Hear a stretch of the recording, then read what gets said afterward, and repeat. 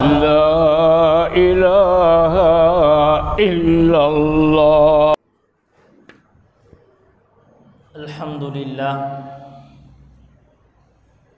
الحمد لله نحمده ونصلي على رسوله الكريم. أما بعد فقد قال الله تعالى في محكم التنزيل: فأعوذ بالله من الشيطان الرجيم.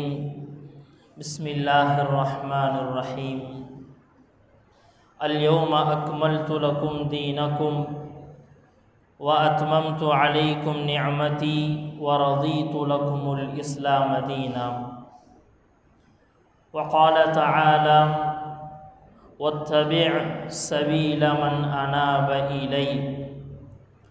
وقال تعالى: اهدنا الصراط المستقيم صراط الذين أنعمت عليهم غير المغضوب عليهم ولا الضالين.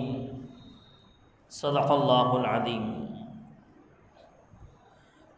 கண்ணியமிக்க அல்லாஹ்வின் நல்லடியார்களே, எம்பெருமானார் ஸல்லல்லாஹு அலைஹி வஸல்லம் அவர்கள் பிறந்த இந்த புனிதமான ரபீஉல் அவ்வலுடைய மாதத்தில்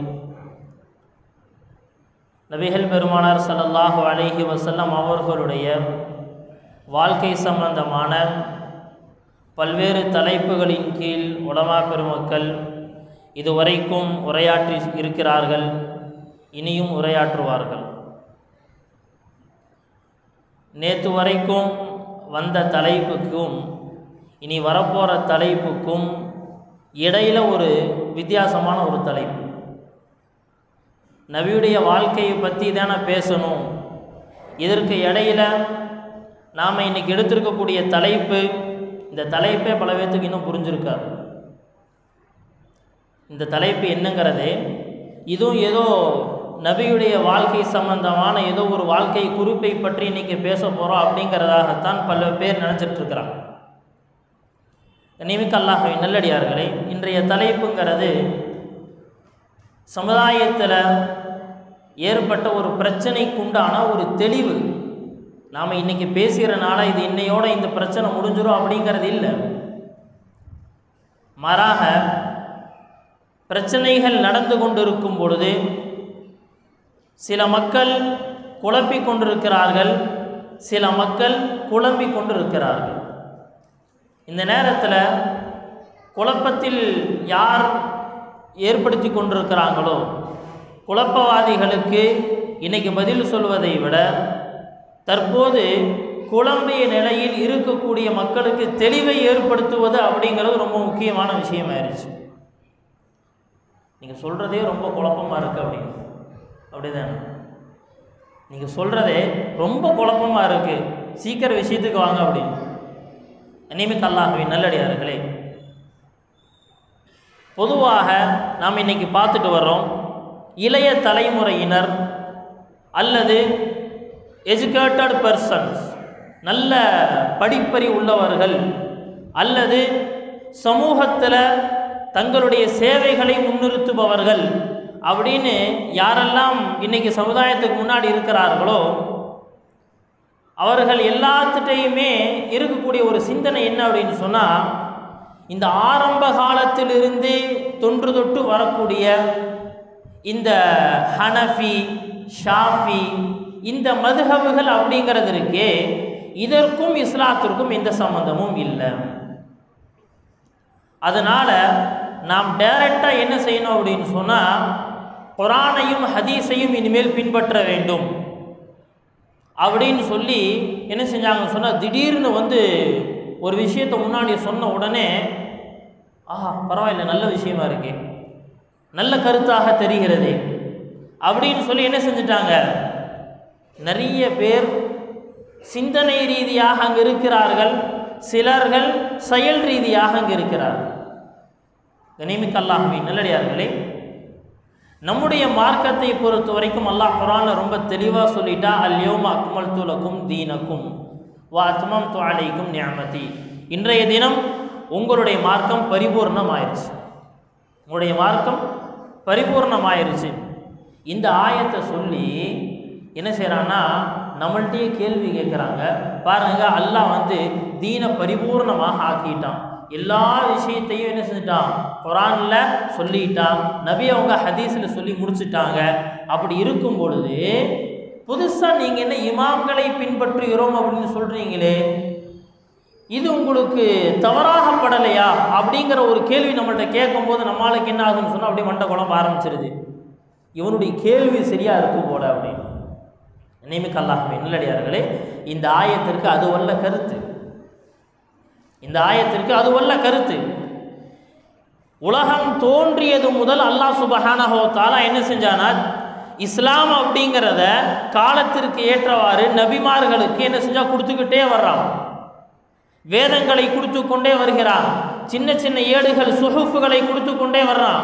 ஒரு நபிக்கும் இன்னொரு நபிக்கும் என்ன சட்டங்களில் சில மாற்றங்கள் அப்படியே வந்து என்னாதுன்னு சொன்னால், இந்த தீனை முஹம்மது ஸல்லல்லாஹு அலைஹி வஸல்லம் அவர்களுடைய காலத்தில் அவர்களுடைய உம்மத்தாருக்கு இதை பரிபூர்ணப்படுத்தணும் அப்படின்னு அல்லாஹ் முடிவு செஞ்சுட்டான்.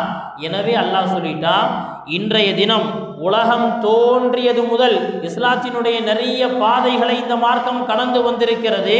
இன்றைய தினத்தில் நபிகள் பெருமானார் ஸல்லல்லாஹு அலைஹி வஸல்லம் அவர்களுடைய இந்த சமுதாயத்தில் இந்த மார்க்கம் பரிபூர்ணப்படுத்தப்பட்டுருச்சு. இதற்கு பிறகு புதுசாக எந்த மார்க்கத்தையும் கொண்டு வரப்படாது. இன்ன தீன இன்தல்லாஹில் இஸ்லாம், அல்லாஹ்விடத்தில் அங்கீகரிக்கப்பட்ட மார்க்கம்ங்கிறது இஸ்லாம் மட்டும்தான். நியமிக்க அல்லாஹ்வின் நல்லடியார்களே, அப்போ முதல்ல நாம் விளங்கிக் கொள்ள வேண்டியது, நம்முடைய தீன் பரிபூர்ணமாக்கப்பட்டதுங்கிறத கொண்டு என்ன கருத்துன்னு சொன்னால், இதற்கு பிறகு இனிமேல் புதுசாக எந்த தீனும் வராது. அப்படி யாராவது புதுசாக தீன் அப்படின்னு கொண்டு மக்களிடத்தில் அறிமுகப்படுத்தினால் அது அங்கீகரிக்கவும் படாது. கண்ணியமிக்க அல்லாஹ்வின் நல்லடியார்களே, எம்பெருமானார் ஸல்லல்லாஹு அலைஹி வஸல்லம் அவர்கள் கொண்டு வந்த இந்த தீனுல் இஸ்லாம் குர்ஆனின் மூலமாக, நபி அவர்களுடைய வார்த்தைகளின் மூலமாக சஹாபாக்களுக்கு கொடுக்கப்படுது. நபி அவர்களுடைய வார்த்தையிலிருந்து சட்டங்களாகவும் உபதேசங்களாகவும் எதெல்லாம் வந்துச்சோ அதற்கு பெயர் ஹதீஸ்கள். புரிஞ்சுங்களா? இது கொஞ்சம் ஆழமாக கவனிக்க வேண்டிய ஒரு தலைப்பு. நபி அவர்கள் சட்டமாக உபதேசமாக எதெல்லாம் சொன்னாங்களோ, நபியினுடைய செயல்பாடாக எதெல்லாம் வந்ததோ, நபியினுடைய அங்கீகாரமாக எதெல்லாம் வந்துச்சோ அதற்கு பெயர் ஹதீஸ்கள். குர்ஆனிலிருந்தும் ஹதீஸிலிருந்தும் நபியினுடைய செயலிலிருந்தும் நபியினுடைய அங்கீகாரத்திலிருந்தும் ஒரு சட்டங்களை எடுத்து சமுதாயத்திற்கு முன்னால் மார்க்க அறிஞர்கள் வைத்தார்களே, அதற்கு பெயர் ஃபிக்ஹ், மார்க்க அறிவு, மார்க்கத்தினுடைய சட்டம். ஃபிக்ஹ் அப்படிங்கிறது என்னங்க, இது ஒரு டெர்மினாலஜி. இது என்ன அப்படின்னு சொன்னால் ஒரு கலை சொல். இதாவது என்ன செய்யணும்னு சொன்னால் ஒரு துறைக்கு ஒரு பெயர் வைக்கப்படுது. அந்த அடிப்படையில் குர்ஆனில் இருந்தும் ஹதீஸிலிருந்தும் எடுக்கப்பட்ட அந்த சட்டங்களுக்கு உண்டான ஒரு கலை சொல், மார்க்கத்தினுடைய வழக்கு சொல் என்ன அப்படின்னு சொன்னால் ஃபிக்ஹ் அப்படிங்கிறது பெயர். சரிங்க, இப்போ சட்ட நூலை பொறுத்த வரைக்கும் எப்போவுமே சட்ட நூல் ஒன்று தான். சட்டங்கள் இயற்றப்பட்ட அப்படின்னு ஒரு நூல் இருக்கும் அப்படின்னு சொன்னால் அது என்ன அப்படின்னா எப்போவுமே ஒன்று தான் இருக்கும். ஆனால் பிரச்சனைகள் அப்படிங்கிறது ஒன்று மட்டுமா இருக்குங்க, நாளுக்கு நாள் புதுசு புதுசாக வந்துக்கிட்டே இருக்கும். பிரச்சனைகள் நிறைய வரும். பிரச்சனைகள் நிறைய வருதுங்கிறதுக்காக தினம் தினம் வரக்கூடிய பிரச்சனைகளை சட்ட நூலில் சேர்த்து என்ன செய்ய முடியாதுன்னு சொன்னால் சட்ட நூட்களை பெரிசாக்க முடியாது. இந்தியாவினுடைய கான்ஸ்டிடியூஷன், இந்தியாவினுடைய அந்த சட்டம் அப்படிங்கிறது அது தொகுக்கப்பட்டு முடிஞ்சிருச்சு. அதில் என்ன செய்வாங்கன்னு சொன்னால் பின்னால் வரக்கூடிய பிரச்சனைகளுக்கு அந்த சட்ட நூலிலிருந்து தீர்வுகளை எடுப்பார்கள். புதுசு புதுசாக எழுதிட்டே போகிறதில்ல. அதே போலத்தான் குர்ஆனிலிருந்தும் ஹதீஸிலிருந்தும் நிறைய சட்டங்கள் பிரச்சனைகளுக்கு தகுந்தவாறு தீர்வுகளாக சமுதாயத்திற்கு முன்பாக வைக்கப்பட்டுச்சு. ஒரு உதாரணத்திற்கு சொல்வதாக இருந்தால், ஒரு மனிதன் ஒருத்தனை கொலை செஞ்சுட்டா அவனுக்கு தண்டனை என்னங்க, மரண தண்டனை. சரி, இந்த கொலை அப்படிங்கிறது எந்தெந்த விதங்களில் எல்லாம் நடக்கலாம். கத்தியில் நடக்கலாம், விஷம் வைத்து நடக்கலாம், ஆக்சிடென்ட் ஆக்கி என்ன செய்யலாம், அவனை கொலை செய்யலாம். எத்தனையோ விதங்கள் இருக்குது. ஒரே ஒரு விஷயத்தை மட்டும் எழுதிட்டு என்ன செய்ய முடியாதுன்னு சொன்னால் இதுதான் தீர்ப்பு அப்படின்னா அதற்குண்டான தீர்ப்பாக அது அமையாது. அல்லது புதுசாக விபத்தில் கொலை செய்யப்பட்டவனுக்கு என்ன தண்டனை அப்படின்னு புதுசாக எழுதிட்டு கொள்ள முடியாது. ஒரு மனிதன் இன்னொருத்தனை கொலை செஞ்சுட்டானா அவனுக்கு மரண தண்டனை அப்படின்னு சட்டம் முடிவு செய்யப்பட்டுச்சுன்னா அது முடிவு செய்யப்பட்டதா. அவன் எந்த விதத்தில் அவனை கொலை செய்தாலும் சரி. அதே போல நபி அவர்களுடைய காலத்தில் போதை பொருள் அப்படின்னு சொன்னாலே மது மட்டும்தான். இன்னைக்கு போதை பொருள் அப்படின்னா மது மட்டுமாங்க. மதுவை தாண்டி இருக்கக்கூடிய போதைப் பொருட்கள் இன்னைக்கு எவ்வளோ இருக்குது, நம்மளாம் நினச்சி கூட பார்த்துருக்க மாட்டோம். என்ன அப்படின்னு சொன்னால் பெட்ரோல், அது ஒரு போதைப் பொருளாக இன்னைக்கு மாறிக்கொண்டிருக்கு. பெட்ரோல் ஒரு போதை பொருள். எப்படிங்க, அதனுடைய வாசனையை என்ன செய்கிறாங்கன்னா உள்ளே இழுத்து என்ன செய்கிறாங்கன்னா அதன் மூலமாக வாலிபர்கள் போதையை எனக்கு தனக்குள்ளே ஏற்றிக்கொள்கிறாங்க. இப்படி நிறைய போதைகள் உருவாயிருச்சு.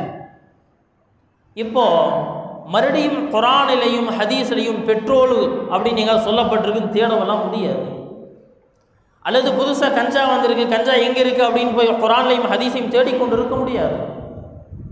நபி அவர்கள் சொன்ன, அல்லாஹு தஆலா தடுத்த அந்த மதுவினுடைய நோக்கம் என்னவென்று சொன்னால் அது போதையை ஏற்படுத்தி மனிதனுக்கு பல்வேறு விதமான துன்பங்களை தருகிறது, சமூகத்தினுடைய சீர்கேடுகளை அது ஏற்படுத்துகிறது.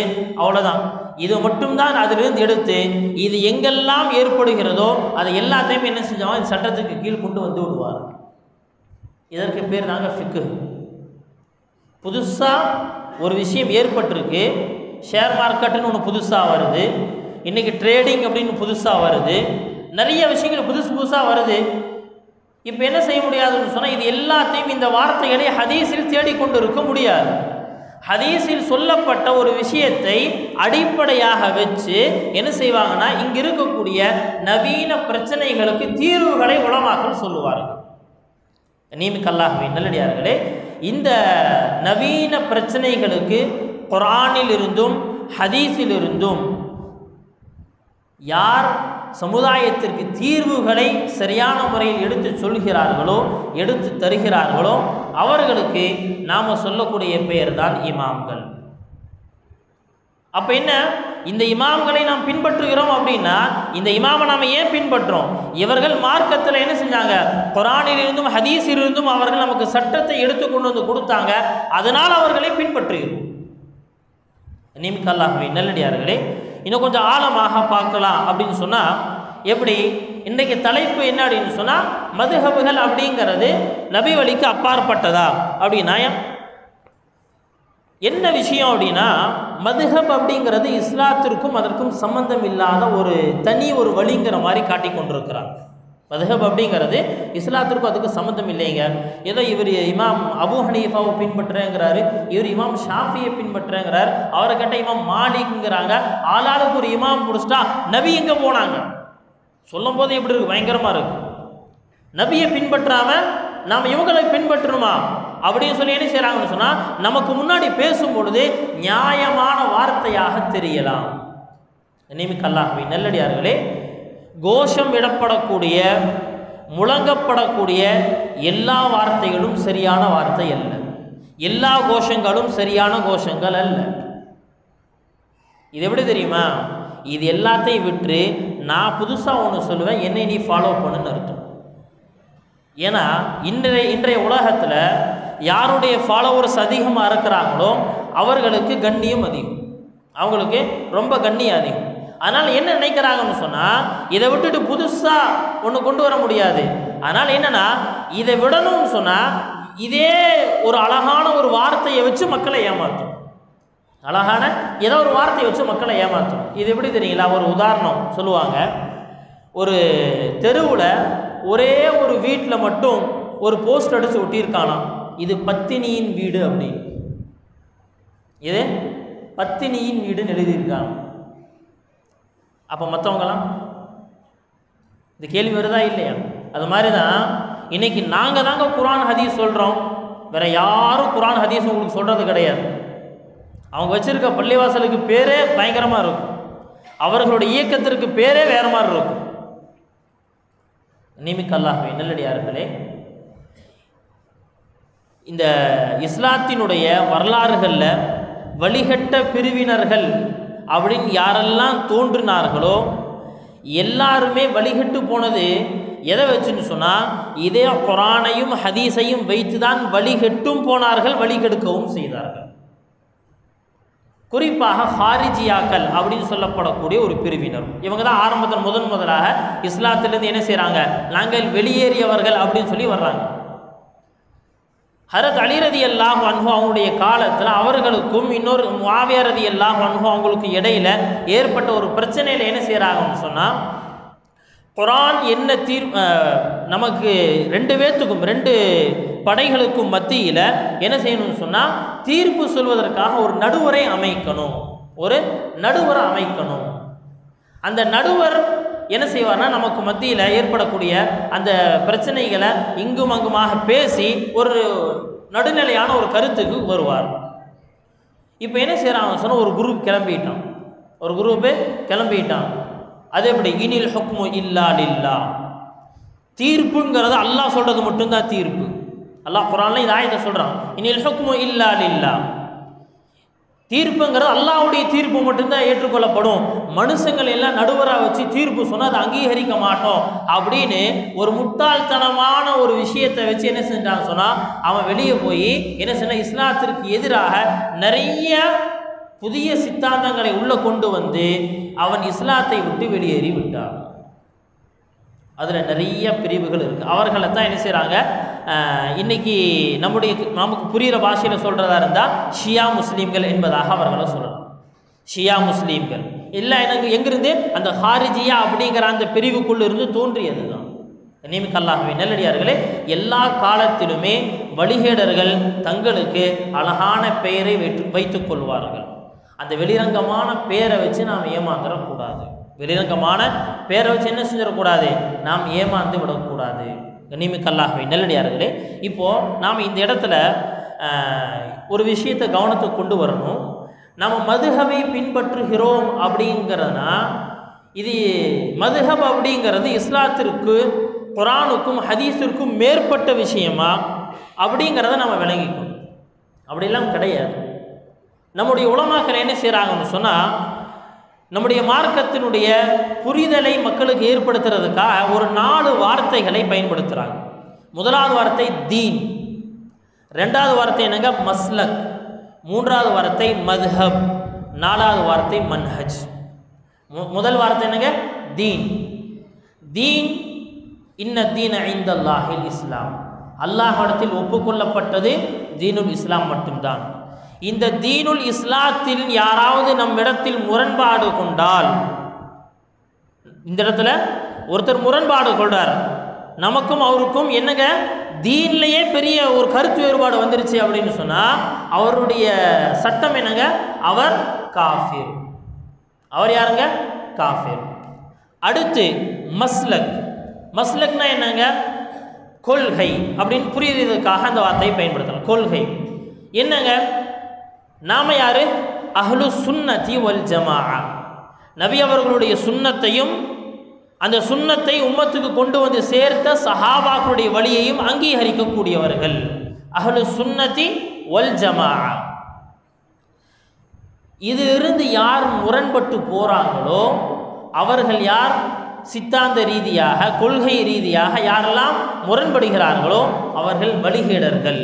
காதியானிகள் அவர்கள் வழிகேடர்கள், ஹாரிஜியாக்கள் வழிகேடர்கள்.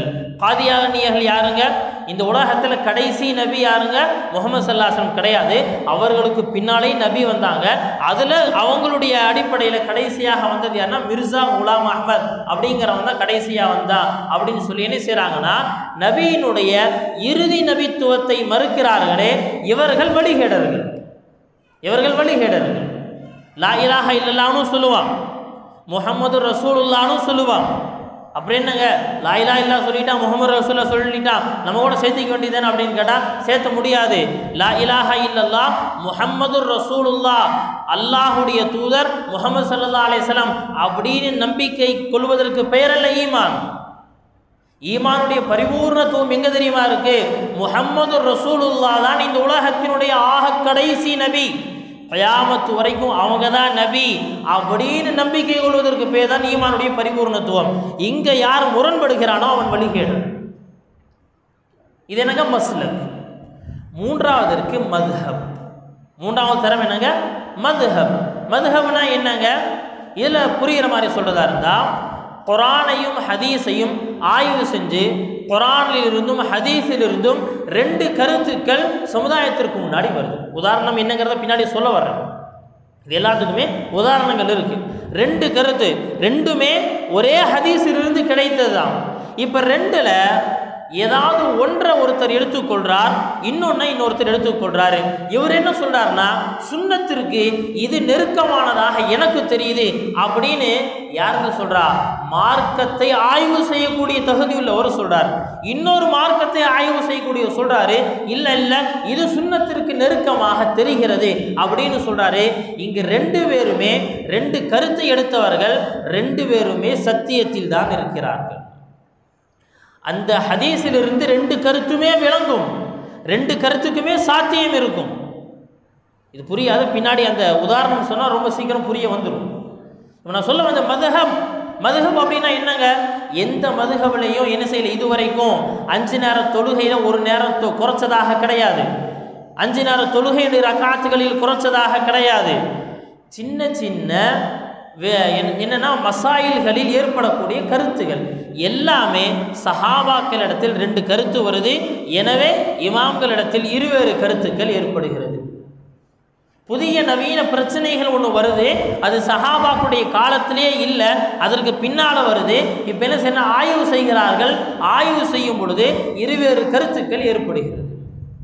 நியமிக்கல்லாகவே நல்லடியார்களே, மதுஹபை பொறுத்த வரைக்கும் நாம் என்ன செய்யல, நாம் இதில் தீனுக்கு அப்பாற்பட்டது குரானுக்கும் ஹதீஸை விட நாங்கள் இந்த கருத்துக்கு முக்கியத்துவம் தருவோம் அப்படின்னு சொல்லலை. மாறாக மதுஹபுடைய கருத்துக்கள் அனைத்துமே என்ன அப்படின்னா, சுன்னத்திற்கு எது நெருக்கமானது அப்படிங்கிறதுல இமாம்களிடத்தில் ஏற்பட்ட கருத்து வேறுபாடுகள் மட்டும்தான், வேற எதுவுமே கிடையாது. நாலாவது மன்ஹஜ். நான்காவது என்னங்க? மன்ஹஜ். மன்ஹஜ்னா என்னங்க? இந்த தீனுல் இஸ்லாத்தை உம்மத்துக்கு மத்தியில் கொண்டு போய் சேர்க்கக்கூடிய வழிமுறைகளில் ஏற்பட்ட அந்த வித்தியாசம். மதரசாக்களின் மூலமாக மாணவர்களுக்கு என்ன செய்யப்படும்னா தீன் கொண்டு போய் சேர்க்கப்படுகிறது. ஆன்மீக ரீதியாக, தரீகத் ரீதியாக தீன் கொண்டு போய் மக்களிடத்தில் சேர்க்கப்படுகிறது. தப்லீக் சார்ந்து தீன் மக்களிடத்தில் கொண்டு போய் சேர்க்கப்படுகிறது. எல்லாமே நபியினுடைய வேலை. அல்லாஹு தஆலா நபி ஸல்லல்லாஹு அலைஹி வஸல்லம் அவர்களுடைய பணியை பற்றி பேசும் பொழுது குர்ஆன்ல இப்படிதான் சொல்லுவான், வயத்லு அலைஹிமுல் கிதாப். அவங்க என்ன செய்வாங்க? உம்மத்துக்கு குர்ஆனை அவர்கள் ஓதி காட்டுவார்கள், படித்து காட்டுவார்கள். வயுஅல்லிமுஹுமுல் கிதாப வல் ஹிக்மத வயுஸக்கீஹிம். அவர்களுக்கு ஞானங்களை போதிப்பார்கள், வேதத்தை போதிப்பார்கள். அது மட்டும் இல்லை, வயுஸக்கீஹிம் அவர்களை பரிசுத்தப்படுத்துவார்கள். நியமிக்கல்லாஹ்வே நல்லடியார்களே, நபியினுடைய தீனை இந்த உம்மத்திற்கு, சமுதாயத்திற்கு மத்தியில் கொண்டு போய் சேர்ப்பதில் தப்லீக் இது ஒரு வழி, தத்ரீஸ் மதரசா இது ஒரு வழி, தஸ்கியா ஆன்மீகம் இது ஒரு வழி. எல்லாத்தினுடைய நோக்கம் சமூகத்திற்கு மத்தியில் தீனுடைய மாற்றங்களை ஏற்படுத்த வேண்டும், அவ்வளவுதான். இதுக்கு பேர் தான் மன்ஹஜ். அதனால ஒருத்தர் என்ன செய்கிறார்? தன்னை தப்லீகில் ஈடுபடுத்திக் கொள்றார். அவர் போகிற போக்கில் போய் கொண்டே இருக்கட்டும், மற்றவர்களை குறை சொல்ல வேண்டாம். மதரசாக்களை ஒருத்தர் எடுத்து நடத்துறாரு, அவர் தப்லீகையும் தஸ்கியாவையும் குறை சொல்ல வேண்டாம். தஸ்கியாவை ஒருத்தர் எடுத்துக்கொள்றாரு, அவர் மதரசாவையும் தப்லீகையும் குறை சொல்ல வேண்டாம். எல்லாத்தினுடைய நோக்கம் ஒன்றுதான், மக்களிடத்தில் மார்க்கத்தை கொண்டு போய் சேர்க்க வேண்டும். நியமிக்கல்லாஹ்வே நல்லடியார்களே, இந்த நாளினுடைய தரத்தை நம்ம பிரிச்சுட்டோம் அப்படின்னு சொன்னா வேலையே முடிஞ்சு. ஏன்னா இன்னைக்கு நம்மளை குழப்பறதே அதுதான். நீ போய் இமாமை போய் பின்பற்ற நபியை விட்டுட்டியே. நபியை நாம் எங்கே விட்டோம்? நபியை நாம் விடவே இல்லை. நியமிக்கல்லாஹ்வே நல்லடியார்களே, அதனால் ரொம்ப எச்சரிக்கையோடு என்ன செய்யணும்னு சொன்னால் நாம் பயணிக்க வேண்டும். சரிங்க, கருத்து வேறுபாடு அப்படிங்கிறது வெறும் இமாம்களிடத்தில் மட்டும்தான் வந்துச்சா, பிற்காலத்தில் மட்டும்தான் வந்துச்சா அப்படின்னு கேட்டால் இல்லை. இந்த கருத்து வேறுபாடுகள் நபியினுடைய வாழ்க்கையில் நபிக்கு முன்னாலேயே ஏற்படுது. இன்றைக்கி நாம் பார்த்து கொண்டிருக்கக்கூடிய குர்ஆன் அல்ஹம்து சூரா இருக்குது தெரியுங்களா? அல்ஹம்துலில்லாஹி ரப்பில் ஆலமீன் அர் ரஹ்மானுர் ரஹீம், அப்புறம் என்னங்க மாலிகி யௌமித்தீன். முழு உலகத்திலையும் இது மாலிகி யௌமித்தீன் அப்படின்னு தான் ஓதப்பட்டு கொண்டிருக்கு. ஆனால் சில ஓதக்கூடிய வழிமுறையில் என்ன செய்கிறாங்கன்னா மலிகி யௌமித்தீன், ஜசாயிர் அப்படிங்கிற ஒரு அரபு நாடு இருக்குது, அங்கே இருக்கக்கூடிய மக்கள் மலிகி யௌமித்தீன் அப்படின்னு தான் ஓதுவாங்க. என்னோட நான் வருஷத்தில் ஜமாத்தில் இருக்கும் பொழுது ஒரு ஜசாயிரை சார்ந்த ஒரு நபர் எங்கூட இருந்தார். அவர் தொலை வைக்கும் போதெல்லாம் என்ன செய்வார்? இப்படி தான் ஓதுவார். அப்போ ஓதுற தப்புன்னு சொல்லலாமா? இல்லை, தப்பில்லை, சரி. எப்படிங்க சரியாகும் அப்படின்னா, இதே கேள்வி தான் அந்த சஹாபியும் கேட்டார். இந்த கேள்வியை அந்த சஹாபி கேட்குறார். யார்? உபய் இப்னு கஅப் ரலியல்லாஹு அன்ஹு சொல்கிறாங்க, ஒரு நாள் நான் மஸ்ஜிது நபவியில் உட்காந்துருந்தேன். ஒருத்தர் வர்றாரு, வந்து என்ன செய்கிறாருன்னு சொன்னால் தொழுகையில் அவர் குர்ஆனை ஓதுறாரு. அவர் ஓதக்கூடியது ஒரு வித்தியாசமாக தெரியுது. இன்னொரு நபர் வர்றாரு, வந்து அவரு குர்ஆனை ஓதுறாரு. எப்படி இருக்குது அப்படின்னு சொன்னால் அவர் ஓதுறது இன்னும் கொஞ்சம் வித்தியாசமாக இருக்குது. என்னால் பொறுக்க முடியல. நான் என்ன செஞ்சிட்டேன்? தொழுகையை முடிச்சுன்னு அவங்கள்ட்ட போய் கேட்டேன், என்ன குர்ஆன் ஓதுற நீ? இன்னைக்கு நம்ம ஓதுற குர்ஆனை பற்றி கேட்கல, நம்ம ஓதுற குர்ஆனை பற்றி கேட்டால் அது வேறு. சரியாக இருக்கிற குர்ஆனை இன்றைக்கி நம்ம தப்பாக தான் ஓதிட்டு இருக்கிறோம். என்ன செய்கிற? நேராக நபிகிட்ட வந்துட்டாங்க. வந்து யாரை சொல்ல, என்ன இவங்க ஓதக்கூடிய குர்ஆன் வித்தியாசமாக இருக்குது. என்ன வித்தியாசமாக இருக்குது? இங்கே ஓதி காட்டுங்க. அவர் ஓதுறார், சரியாக தான் ஓதுறீங்க. இன்னொருத்தரை ஓத சொன்னாங்க, அவர் ஓதுறார், சரியாக தான் ஓதுறீங்க. உபை நீங்கள் ஓதுறார், சரியாக தானே ஓதுறீங்க. மூணுமே சரிதானே. இதை கேட்ட உடனே ஹரத் உபய் இப்னு கஅப் ரலியல்லாஹு அன்ஹு சொல்கிறாங்க, ஃபஸகத ஃபீ கல்பி மினத் தக்தீப். என்னுடைய உள்ளத்தில் ஷைத்தான் என்ன செஞ்சிட்டான்னு சொன்னால், ஒருவேளை இந்த மார்க்கம் பொய்யானதாக இருக்குமோ அப்படிங்கிற கருத்தையே உள்ளத்தில் போட்டுட்டான். ஏன்னா இதுவும் சரி அதுவும் சரி அதுவும் சரின்னா எப்படி? எனக்குள்ளே என்ன ஆகுதுன்னா, என்னுடைய மைண்டுக்குள்ளே ஓடிக்கிட்டே இருக்குது. நபி ஸல்லல்லாஹு அலைஹி வஸல்லம் என்னை உற்று நோக்கிறாங்க. நபிக்கு புரிஞ்சிருச்சு, என்னது உபை என்னுடைய இந்த பதிலில் அவருக்கு திருப்தி இல்லை. நபி அவங்க ஓங்கி நெஞ்சு மேலே ஒரு தட்டு தட்டுறாங்க. ஃபதரபனி ஃபீ ஸத்ரி, நெஞ்சில் ஓங்கி தட்டுறாங்க. என்னாச்சு? அப்படியே நான் என்ன செஞ்சேன்? என்னுடைய சிந்தனைன்னு அப்படியே வெளியே வந்து அப்படியே நான் சொன்ன வேர்த்து விறுவிறுத்து நின்று அப்படியே சொன்னாங்களா. நபி அவர்கள் என்னை தட்டிட்டு என்ன செய்கிறாங்க? உபை எல்லாமே சரிதான். என்னுடைய ரப்பிடத்தில் நான் என்னுடைய உம்மத்தினுடைய இலகுவிற்காக இது எல்லாத்தையும் கேட்டு வாங்கியிருக்கிறேன். என்னுடைய ரப்ப குர்ஆனை ஓதுவதற்கு ஒரே ஒரு வழிமுறை தான் தந்தா. நான் என்னுடைய ரப்பிடத்தில் கேட்டேன், யா அல்லாஹ், என்னுடைய உம்மத்திற்கே இந்த ஒரே முறையில் ஓதுறதுக்கு முடியாது, அதனால் இன்னொரு முறைக்கு அனுமதி கொடு. எல்லாத்துடைய அர்த்தமும் ஒன்று தான். மாலிகி யௌமித்தீன், தீர்ப்பு நாளின் அதிபதி. மலிகி யௌமித்தீன், தீர்ப்பு நாளின் அதிபதி. எல்லாம் ஒன்று தான், எல்லாமே ஒன்று தான். ஆனால் என்ன அப்படின்னு சொன்னால், அந்த ஸ்லாங்கில் இருக்கக்கூடிய சில வித்தியாசங்கள் என்ன ஆகுதுன்னு சொன்னால், அல்லாஹு தஆலாட்ட நான் என்னுடைய உம்மத்திற்காக கேட்டு வாங்கினேன், அதனால் என்ன செஞ்சிடாத, நீ அதை பற்றி எதையும் கவலைப்படாத. இதே மாதிரி ஹரத் உமர் ரலியல்லாஹு அன்ஹு, அதே போல் ஹரத் ஹிஷாம் ரலியல்லாஹு அன்ஹு, ரெண்டு பேத்துக்கு மத்தியில் நடக்குது. உமர் ரலியல்லாஹு அன்ஹு பள்ளியில் உட்கார்ந்துருக்கிறாங்க. ஹிஷாம் இப்னு ஹக்கீம் அவர் பள்ளியில் வர்றாரு. சூரத்துல் ஃபுர்கானுடைய ஆயத்துக்களை ஓதுறாரு. ஒரு வித்தியாசமாக ஓதுறாரு. அவர் சொல்கிறாங்க, உமர் ரலியல்லாஹு அன்ஹு, என்னை நான் கண்ட்ரோல் பண்ணவே முடியல, தொழுதுட்டு இருக்கிற அப்படியே தரன்னு இழுத்துட்டு போயிடலாமான்னு இருந்துச்சு. என்ன செஞ்சேன்? இருந்தாலும் தொழுது முடிக்கிற வரைக்கும் கொஞ்சம் வெயிட் பண்ணேன். அப்படியே என்ன செஞ்சேன்? கொஞ்சம் கண்ட்ரோல் பண்ணி வச்சுருந்தேன். தொழுது முடிஞ்சு சட்டையை பிடிச்சி இழுத்துட்டு போயிட்டு நேராக நபிட்டு. யாரை சொல்ல? தப்பாக ஓதுறான் குர்ஆனை, தப்பாக ஓதுறான். யாரை சொல்ல? என்ன செய்கிறாங்க? கேட்குறாங்க, ஹிஷாம் ஓதி காட்டுங்க. ஓதுறாங்க. உமரே நீங்களும் ஓதுங்க. ஓதி காட்டுறாங்க. ரெண்டுமே சரின்ட்டாங்க. ஹரத் உமர் ரலியல்லாஹு அன்ஹு என்ன செய்கிறாங்க? அப்படியே திகிலடைஞ்சு போய் நிற்கிறாங்க. நிமிக் அல்லாஹ்வே நல்லடிய நபி அவங்க சொன்னாங்க, அல்லாஹ் சுப்ஹானஹு வ தஆலா இன்ன ஹாதல் குர்ஆன், அல்லாஹு தஆலா இந்த குர்ஆனை என்ன செஞ்சிருக்காங்கன்னா 7 மொழிகளில் இறக்கி இருக்கிறார், 7 ஹர்ஃபுகளில் இறக்கி இருக்கிறார். குர்ஆன் ஓதக்கூடிய ஒரே அரபி மொழி தான். அந்த அரபி மொழியில் என்ன ஆகுதுன்னு சொன்னால், சில வித்தியாசத்தோடு அல்லாஹு தஆலா ஓதுவதற்கு அனுமதி வழங்கி இருக்கிறாங்கிறது இதனுடைய கருத்து. அதனால் உங்களுக்கு எந்த முறைப்படி நான் சொல்லி கொடுத்தேனோ அது மாதிரி நீங்கள் ஓதிக்கும். ஃபக்ரஊ மா தயஸ்ஸர மின், உங்களுக்கு எது ஓதுறது லேசோ அதே மாதிரி நீங்கள் ஓதிக்கோங்க அப்படின்னு சொல்லி என்ன செய்கிறாங்க, ஹரத் உமர் ரலியல்லாஹு சொல்லி அனுப்புகிறாங்க. நபிக்கு முன்னாலேயே இந்த கருத்து வேறுபாடு ஏற்படுது. நபி அவர்கள் அந்த 2 கருத்தையும் அங்கீகரிக்கிறார்கள்.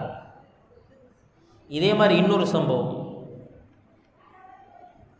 நபி ஸல்லல்லாஹு அலைஹி வஸல்லம் என்ன செய்கிறாங்கன்னா, ஹந்தக்குடைய போர் முடிஞ்சு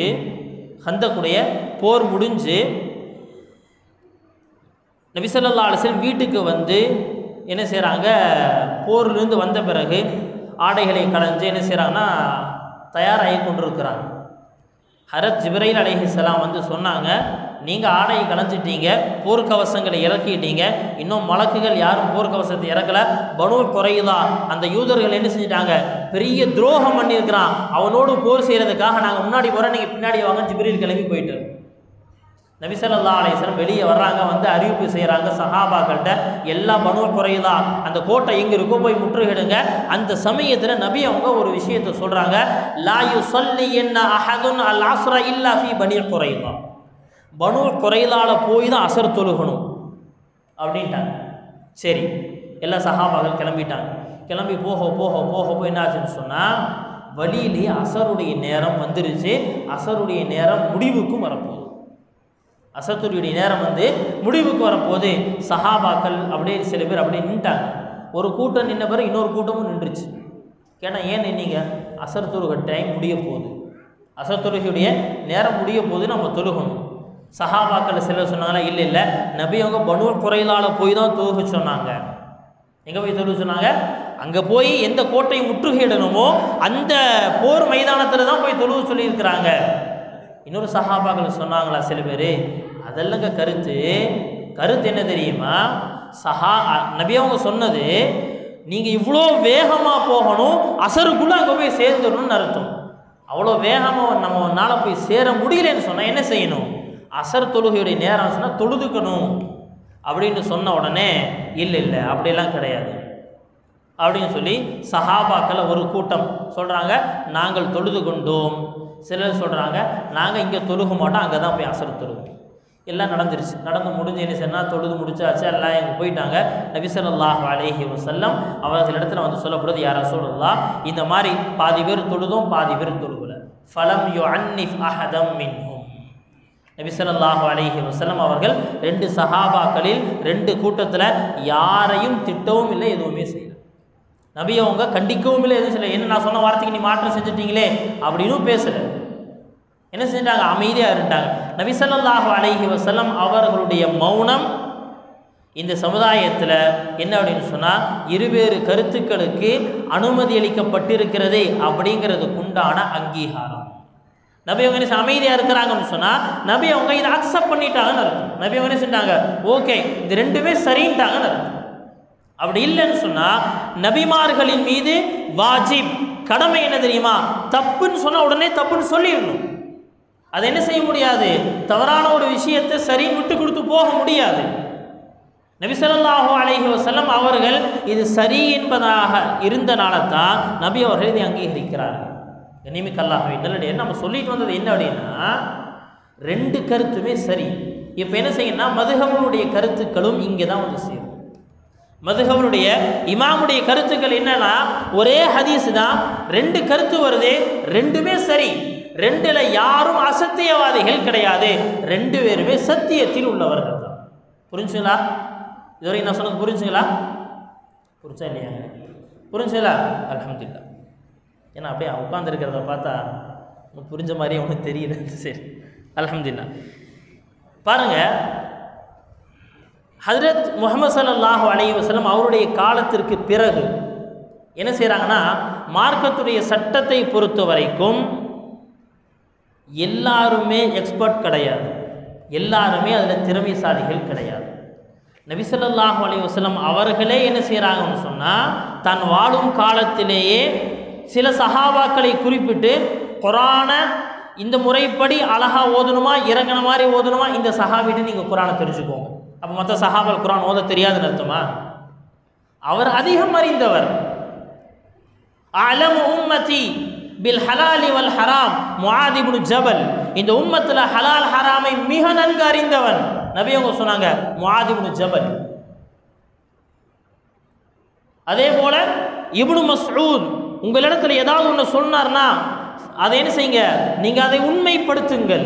அதை என்ன செஞ்சிடாதீங்க, பொய்ப்படுத்திடாதீங்க. அவர் உண்மையை மட்டும்தான் சொல்லுவார், சரியானதை மட்டும்தான் சொல்லுவார்.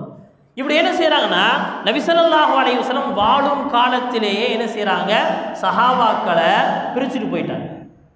நபி அவருடைய காலத்திற்கு பிறகு ஹஜ்ரத் உமர் ரலியல்லாஹு அன்ஹு அவங்களுடைய காலத்தில் என்ன செய்கிறாங்கன்னா, ஒரு சமயத்தில் ஜாபியா அப்படிங்கிற ஒரு இடம், அந்த இடத்துல மக்களுக்கு உபதேசங்கள் செய்யும்போது ஹஜ்ரத் உமர் ரலியல்லாஹு சொன்னாங்களா, ஐயுஹன் நாஸ், ஓ மக்களே, மன் அராத ஐஎஸ் அல மின்கும் அனில் குர்ஆன், உங்களில் யாராவது குர்ஆனை பற்றி தெரிஞ்சுக்கணும்னு நினைக்கிறீங்களா, ஃபல்யத்தி உபை இப்னு கஅப், நீங்கள் என்ன செய்யணும், உபை இப்னு கஅப் இடத்துல வந்து குர்ஆனை பற்றி உண்டான தெளிவை ஏற்படுத்தி கொள்ளுங்கள்.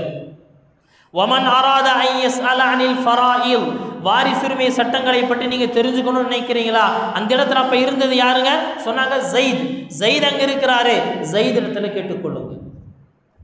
அதுக்கடுத்து சொன்னாங்க, வமன் அராத ஐஎஸ் அல அனில் ஃபிக்ஹி, மார்க்கத்துடைய சட்டங்களை பற்றி நீங்கள் கேட்கணுமா, ஃபல்யஸ் அல் முஆத் இப்னு ஜபல், நீங்கள் ஃபல்யத்தி முஆத் இப்னு ஜபல், முஆத் இப்னு ஜபல் இடத்துல நீங்கள் கேட்டுக்கொள்ளுங்க. மன் அராத மின்கும் ஐஎஸ் அலல் மால், உங்களை யாருக்காவது பணங்காசுகள் தேவைப்படுதுன்னு சொன்னால் ஃபல்யத்தினி, எங்கிட்ட வந்துடுங்க. ஏன்னு சொன்னால் உங்களுக்கு அமீராக ஹலீஃபாவாக நான் நியமனம் செய்யப்பட்டிருக்கேன். காசு உங்களுக்கு கொடுப்பது என்னுடைய வேலை. மார்க்கத்தினுடைய ஃபிக்ஹ தனியாளுக்கு பிரிச்சாச்சு, வாரிசுரிமை சட்டங்களை தனியாக பிரிச்சாச்சு, எல்லாத்தையும் தனித்தனியாக ஏன் பிரித்தாங்க? நிமித்தல்லாஹ்வின் நல்லடியார்களே, எல்லோரும் எல்லா இடத்திலும் எல்லா துறைகளிலும் திறமையாளிகளாக ஆக முடியாது. அதற்குன்னு ஒரு தனி திறமையாளி அது ஒருத்தர் இருப்பார். அந்த இடத்துல போய் நீங்கள் கேட்டுக்கிட்டே இருக்கும். நிமித்தல்லாஹ்வின் நல்லடியார்களே, ஹஜ்ரத் அபூ மூஸா அஷ்அரி ரலியல்லாஹு அன்ஹு அவங்களிடத்துல கூஃபாவில் என்ன செய்யணும்னா, ஒரு சமயத்தில் அந்த வாரிசுரிமை சட்டம் ஒன்று கேட்கப்படுது. அவங்க ஒரு பதிலை சொல்லிட்டாங்க.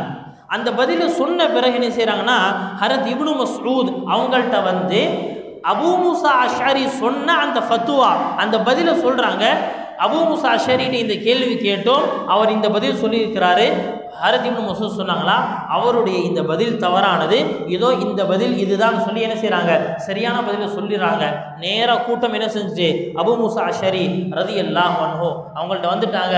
வந்து சொன்னாங்களா, அபூ மூஸா அவங்க இடத்துல போய் சொன்னோம், இப்போ என்னாச்சுன்னு சொன்னால் அவங்க இந்த மாதிரி சொன்னாங்க, இதுதான் சட்டம் சொல்லி சொல்கிறாங்களே. அந்த சமயத்தில் ஹஜ்ரத் அபூ மூஸா அஷ்அரி ரலியல்லாஹு அன்ஹு சொன்னாங்களா, லா தஸ்அலூனி மா தாம ஃபீக்கும் ஹாதல் ஹிபர், உங்களுக்கு மத்தியில் இந்த அறிவு ஜீவி, இந்த கடலை போன்ற ஞானம் இருக்கக்கூடிய இந்த மனிதர் இருக்கிற வரைக்கும் என்னிடத்துல வந்து நீங்கள் எந்த சட்டத்தை கேட்கக்கூடாது. அபூ மூஸா அஷ்அரி சஹாபி, நபி அவங்கள பார்த்துருக்கிறாங்க, நபி கூட இருந்திருக்கிறாங்க, போர்க்களத்தில் இருந்திருக்கிறாங்க, நபி அவர்களுடைய அந்த வகையை பார்த்துருக்கிறாங்க. பின்ன எங்கள் சட்டத்தை சொல்ல முடியல. அந்த சட்டத்தை சொல்வதற்குண்டான அந்த திறமை அவர்களிடத்துல இல்லை. அது குறையல்ல, அதை நாம் முதல்ல நல்லா விளங்கிக்கணும். நிமித்தல்லாஹ்வின் நல்லடியார்களே, அல்லாஹ் சுப்ஹானஹு வ தஆலா இந்த உம்மத்தில் இதைத்தான் நடைமுறைப்படுத்தி வச்சிருக்கிறான். என்னன்னா, ஏதாவது ஒரு துறையில் யாராவது ஒருத்தர் என்ன செய்வாங்க, எக்ஸ்பர்ட் இருக்கத்தான் செய்வாங்க, திறமையானவர் இருப்பாங்க, ஒரு இடத்துல போய் கேட்டுக்கொள்ளுங்க அப்படின்னு சொல்லி அல்லாஹ் தஆலா முடிவு செஞ்சிருக்கான். இது உலகத்தினுடைய காரியமாக ஆகட்டும், மார்க்கத்தினுடைய காரியமாகட்டும், எல்லா இடத்திலும் இதுதான். நிமித்தல்லாஹ்வின் நல்லடியார்களே, இப்போ சஹாபாக்களுடைய காலம் அப்படியே போய்கிட்டே இருக்கு. சஹாபாக்களுடைய காலம் கழிந்து கொண்டே இருக்கு. குர்ஆன் ஒரு பக்கம் ஓதப்படுது, மக்களுக்கு போதிக்கப்பட்டு கொண்டிருக்கு. எப்படிங்க, குர்ஆன் நபி அவங்க சொன்னாங்களே 7 முறையும் ஓதப்பட்டு கொண்டிருக்கு. ஹதீஸ்கள் போதிக்கப்பட்டு கொண்டிருக்கு. இன்னொரு பக்கம் ஹதீஸுடைய சட்டங்கள் இது போதிக்கப்பட்டு கொண்டிருக்கு. ஆனால் எதுவுமே ரிட்டன் ஃபார்மில் வரல. எதுவுமே ரிட்டன் ஃபார்மில், எழுத்து வடிவில், புத்தக வடிவில் எதுவுமே வரல. அப்படி காலங்கள் கடந்து கொண்டே இருக்கு. பிரச்சனைகள் முன்னாடி வரும் பொழுது தான் அதற்குண்டான தீர்வுகளும் வரும். என்ன பிரச்சனை, இதுவரைக்கும் குர்ஆன் என்ன செய்யப்பட்டிருக்குன்னு சொன்னால், ஒரு இடத்துல இருக்கு, ஆனால் ஒவ்வொருத்தரும் ஒவ்வொரு முறையில் ஓதிக்கொண்டிருக்கிறாங்க. ஹஜ்ரத் இப்னு மஸ்ஊத் ரலியல்லாஹு அன்ஹு அவர்களிடத்தில் இந்த குர்ஆனில் குல் அஊது பிரப்பில் ஃபலக், குல் அஊது பிரப்பின் நாஸ் சூறாவே எழுதப்படலை. சில ரிவாயத்தின் அடிப்படையில் அல்ஹம்து சூராவே எழுதலை. இல்லை பச்சை குழந்தைக்கெல்லாம் ஞாபகம் இருக்குது, இதை போய் நான் குர்ஆன் எழுதி வைக்கணுமா அப்படின்னு சொல்லி அவங்களுடைய கருத்து. இப்படி என்ன ஆகுனா ஒவ்வொருத்தர் இடத்துலையும் ஒவ்வொரு விதமான குர்ஆன். சில இடத்துல சூரத்துல் பக்ரா மூணாவது சூறாவாக சூரத்து ஆல் இம்ரான் முன்னாடி சூறாவினுடைய தர்த்தீபுகள் மாறி மாறி இருக்கு. ஆளாளுக்கெல்லாம் குர்ஆன் வச்சுக்கிட்டு போயிட்டு இருக்கிறாங்க. உஸ்மான் ரலியல்லாஹு அன்ஹுவுடைய காலத்தில் ஒரு பிரச்சனை ஏற்படுது. என்ன அப்படின்னு சொன்னால், ஆசர்பைஜான் அப்படிங்கிற ஒரு நகரத்தில் என்ன செய்யறாங்கன்னா போருக்காக எல்லா அங்கே படை அனுப்பப்பட்டிருக்கு.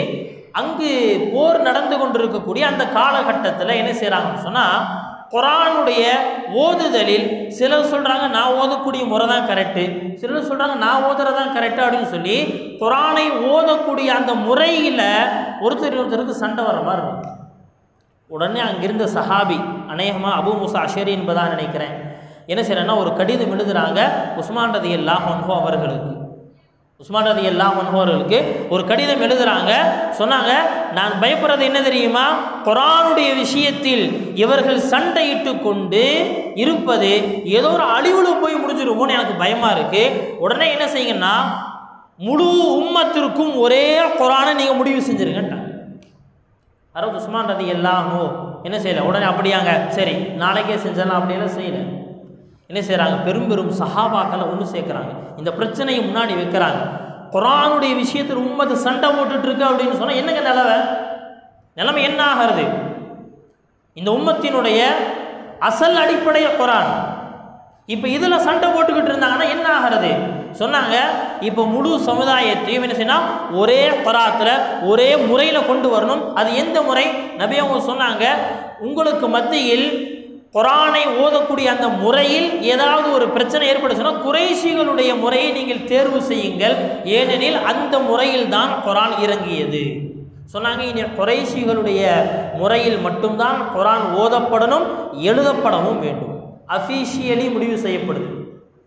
கன் பாயிண்ட்ல ஒரு என்ன செய்கிறாங்க, முடிவு செய்கிறாங்க. என்னது, இனி முழு உலகத்திற்கும் ஒரே குர்ஆன் தான். எல்லா குர்ஆனையும் வாங்கி எரிக்கிறாங்க, எல்லா குர்ஆனையும் வாங்கி எரிக்கிறாங்க. ஹஜ்ரத் இப்னு மஸ்ஊத் ரலியல்லாஹு அன்ஹு அவங்களிடத்துல இந்த குர்ஆனும் என்ன செய்யப்படுச்சுன்னா, அந்த சமயத்தை அவங்களை போய் கேட்கப்படுச்சு, எங்கேயும் ஒழிச்சு வச்சு நான் கொடுக்க மாட்டேன்னு சொல்லிட்டாங்க. காரணம் என்ன தெரியுமா, அது நபி அவர்களுடைய காலத்திலிருந்து வச்சுட்டு வரனால அது மேலே ஒரு அன்பு, அதை நான் கொடுக்க மாட்டேன்ட்டேன். பின்னால் அதுவும் வாங்கப்பட்டுருச்சு. ஆனால் நான் சொல்ல வர்றது என்ன அப்படின்னு சொன்னால், 7 முறையும் ஷரியத்தில் அனுமதிக்கப்பட்டதான். ஆனால் எங்கு உம்மத்தில் குழப்பம் ஏற்படுமோ என்ன செய்யப்படுது, குர்ஆன் இனிமேல் இந்த முறையில் மட்டும்தான் ஓதணும் அப்படின்னு சொல்லி குர்ஆன் ஒன்று சேர்க்கப்படுகிறது. ஒரே முறையில் ஒன்று சேர்க்கப்படுது. குர்ஆன் ஒன்று சேர்க்கப்பட்ட வரலாறு அப்படின்னு சொல்லி அந்த கடந்த ரமதானில் தராவீஹுடைய பயான் யூடியூப்ல இருக்குது. அதில் பார்த்தீங்கன்னா குர்ஆன் ஒன்று சேர்க்கப்பட்ட வரலாறுன்னு சொல்லி ஒரு 2-3 பார்ட்டாக நான் பேசியிருக்கேன். முடிஞ்சா இன்ஷா அல்லாஹ் அதை நீங்கள் பார்த்துக்கொள்ளுங்க. சரி, நான் சொல்ல வர்றது என்ன அப்படின்னா, இந்த குர்ஆன் என்ன செய்யப்படுதுன்னா முழு உம்மத்திற்கும் இனிமேல் இந்த முறையில் தான் அப்படின்னு ஒன்று சேர்க்கப்பட்டுச்சு. இதை தவிர வேறு எந்த முறையிலையும் ஓதக்கூடாது. அதற்கடுத்து பிரச்சனை எங்கே ஆரம்பிக்குது அடுத்துனா, ஹதீஸுகளுடைய விஷயத்தில் பிரச்சனை ஆரம்பிக்குது. எப்போ? உமர் இப்னு அப்துல் அசீஸ் ரஹ்மத்துல்லாஹி அலைஹி அவங்களுடைய காலத்தில். இப்போ அவங்க முடிவு செய்கிறாங்க, உமர் இப்னு அப்துல் அசீஸ் அவங்க முடிவு செய்கிறாங்க, இந்த ஹதீஸ்கள் ஒன்று திரட்டப்படணும். ஏன்னா இதில் ஏதோ குழப்பங்கள் ஏற்படுற மாதிரி, இது கையை விட்டு போயிடுற மாதிரி எல்லாம் தெரியுது அப்படின்னு சொல்லி என்ன செய்கிறாங்க, முடிவு செய்கிறாங்க, இதுவும் எழுதப்பட வேண்டும்.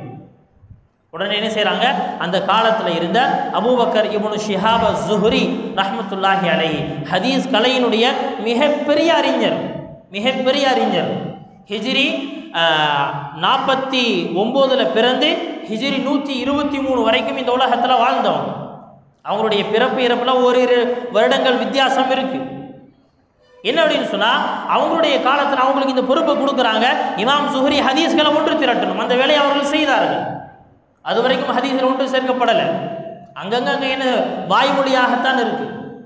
அதற்கு பிறகு ஹதீஸ்கள் மேலும் என்ன செய்யப்படுதுன்னா, அது ஒரு தனி துறையாக ஆக்கப்பட்டு ஹதீஸ்களை தனி துறையாக மாறி என்ன ஆகுது, இமாம் புகாரி தனி கிதாப் எழுதுறாங்க. அதே போல் என்ன செய்கிறாங்க, அதுக்கடுத்து இமாம் முஸ்லீம் அவங்க தனி கிதாபுகளை எழுதுகிறாங்க. நிமிக்கல்லாஹ்வே நல்லடியார்களே, இப்போ என்னன்னா, உஸ்மான் ரலியல்லாஹு அன்ஹு அவர்கள் செய்த வேலை என்னங்க, நபி அவர்களுடைய காலத்தில் இல்லாத குர்ஆனை ஒன்று சேர்க்கலை, புதுசாக இவங்க எந்த குர்ஆனை இறக்கலை. உம்மத்தை ஒரே குர்ஆனுக்கு கீழே கொண்டு வர்றாங்க. எனவே தான் அந்த குர்ஆனுக்கு பெயர் முஸ்ஹஃபே உஸ்மானி. உஸ்மான் ரலியல்லாஹு அன்ஹு அவர்களால் தேர்வு செய்யப்பட்டு முடிவு செய்யப்பட்ட இந்த குர்ஆன் அந்த முறைப்படி தான் என்ன செய்யப்படணும், ஓதப்படணும். இதுவரைக்கும் நாம் அந்த முறையில் தான் ஓதிக்கொண்டு இருக்கிறோம். அதற்கடுத்து என்ன செய்யணும், ஹதீஸ்கள் ஒன்று திரட்டப்படுது.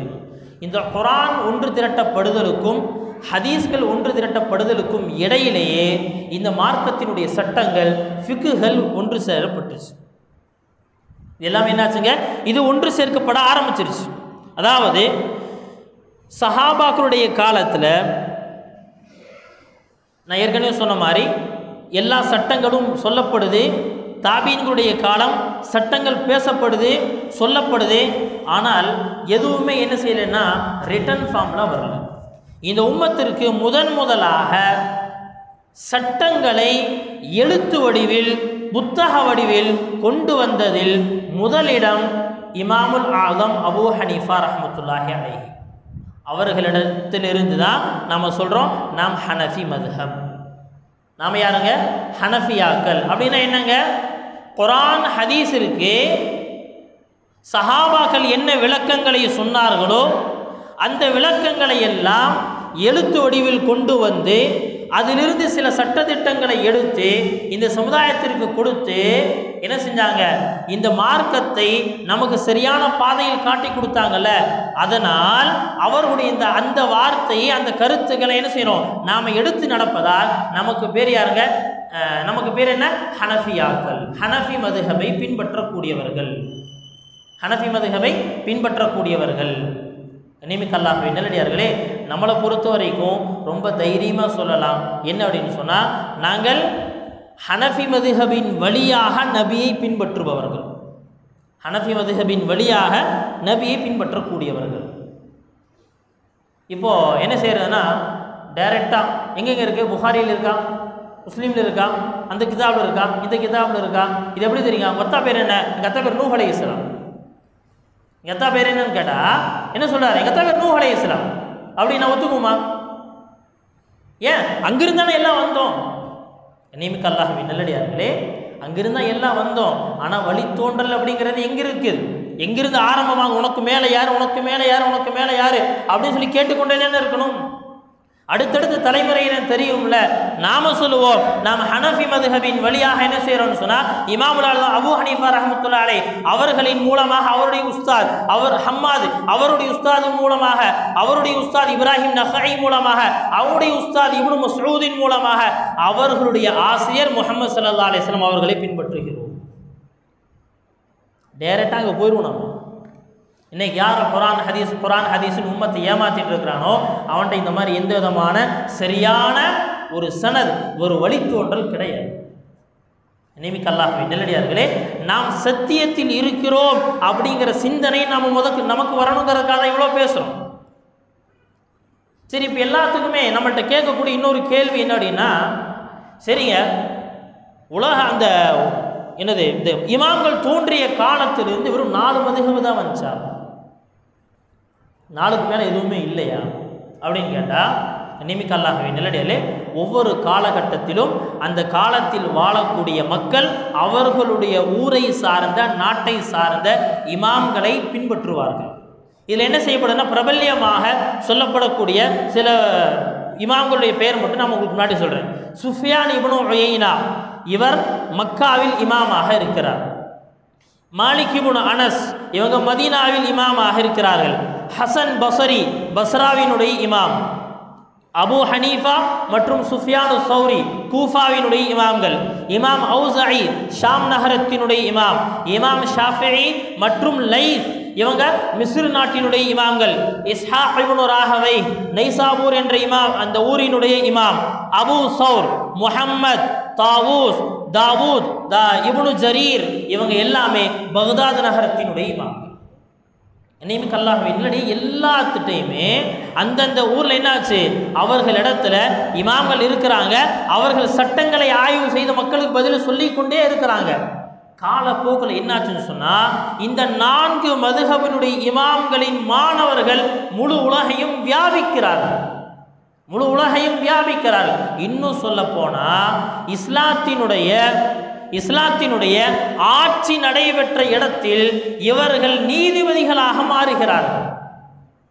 ஹனஃபி மதுஹபினுடைய முக்கியமான ஒரு இமாமாக பார்க்கப்படக்கூடிய இமாம் அபு யூசுப் ரஹமத்துல்லாஹி அலைஹி காதியுல் குதாத், சீஃப் ஜஸ்டிஸ், நீதிபதிகளுக்கெல்லாம் தலைமை நீதிபதியாக இருக்கிறாங்க.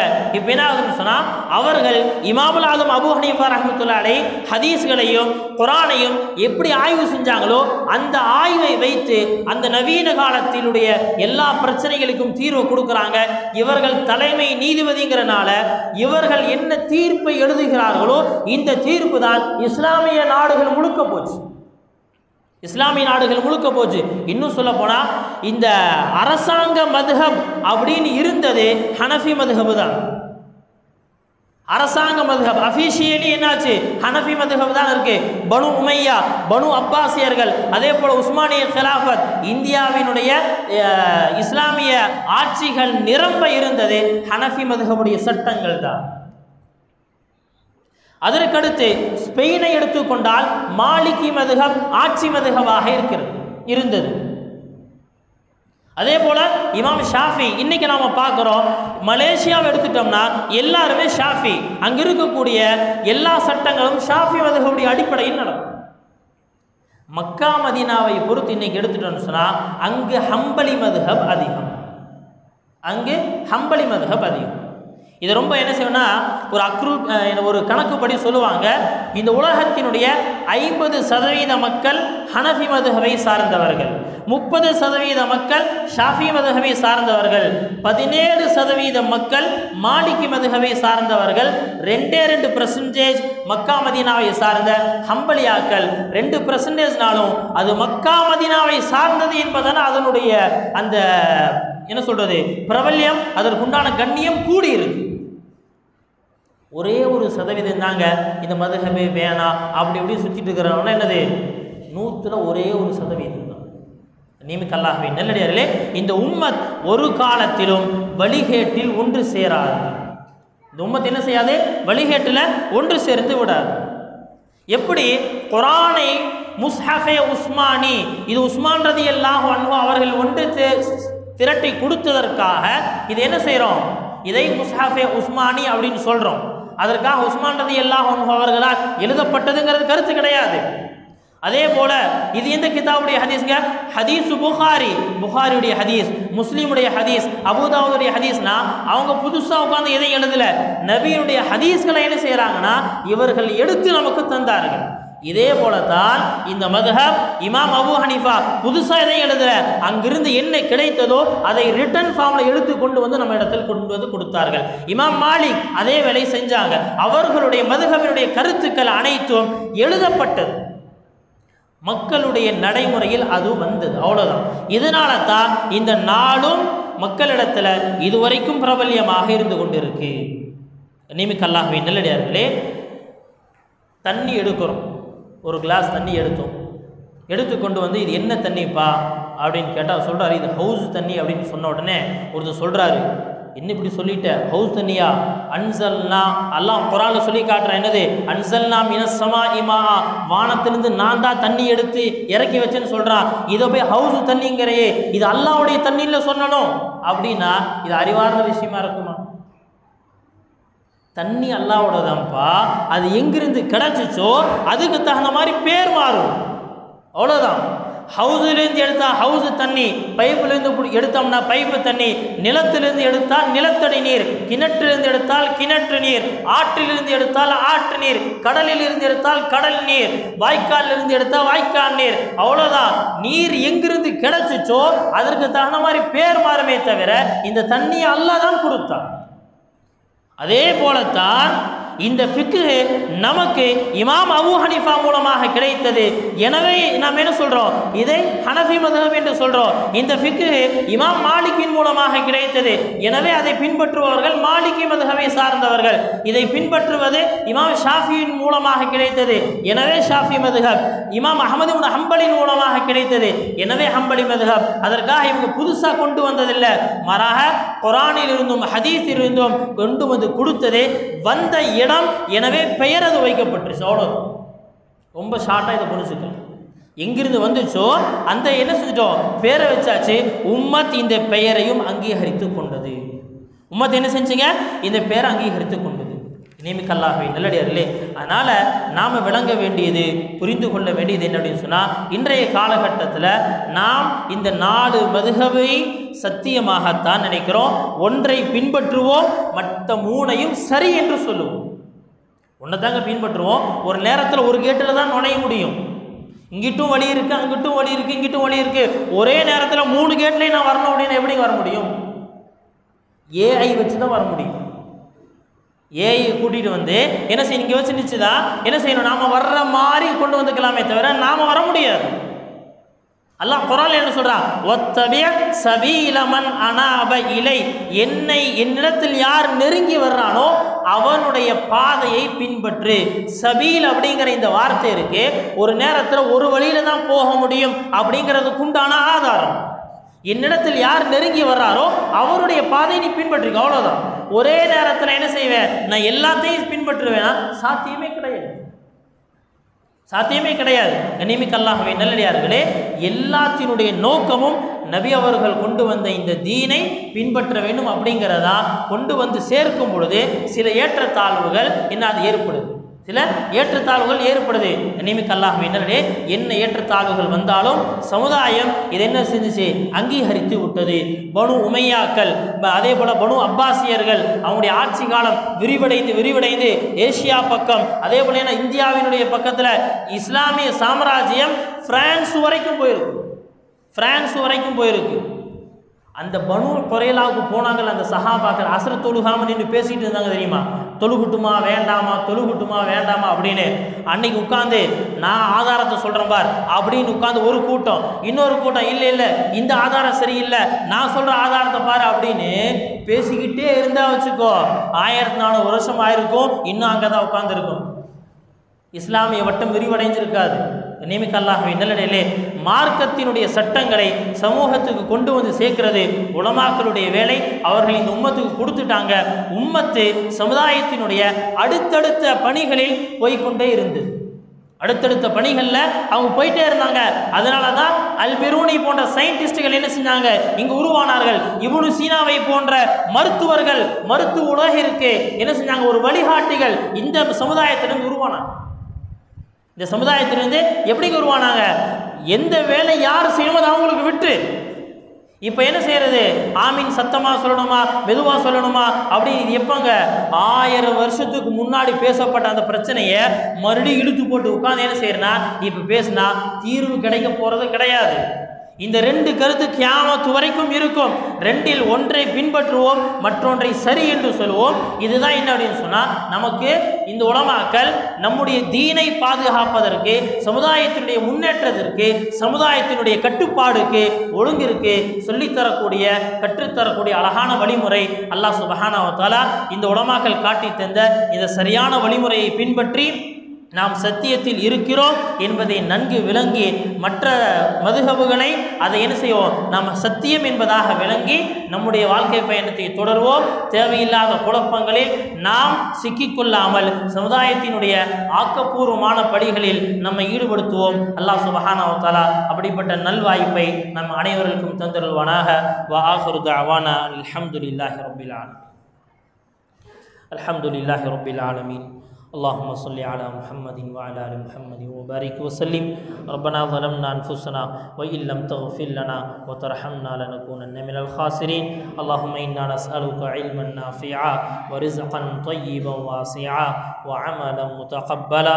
اللهم انا نعوذ بك من علم لا ينفع ومن قلب لا يخشع ومن نفس لا تشبع ومن دعوة لا يستجاب لها.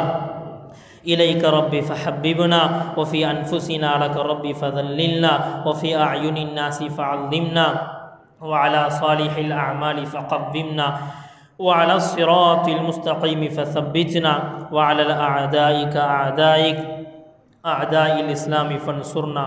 اللهم انصرنا ولا تنصر علينا. اللهم امكر لنا ولا تمكر علينا. اللهم ارزقنا حبك وحب رسولك وحب عمل يقربنا إلى حبك. اللهم اجعل حبك أحب الأشياء عندنا واجعل خشيتك أخوف الأشياء عندنا. ربنا آتنا في الدنيا حسنة وفي الآخرة حسنة وقنا عذاب النار. وصل اللهم على محمد وعلى آله وأصحابه أجمعين. الحمد لله رب العالمين. سبحان الله وبحمده أشهد أن لا إله إلا الله.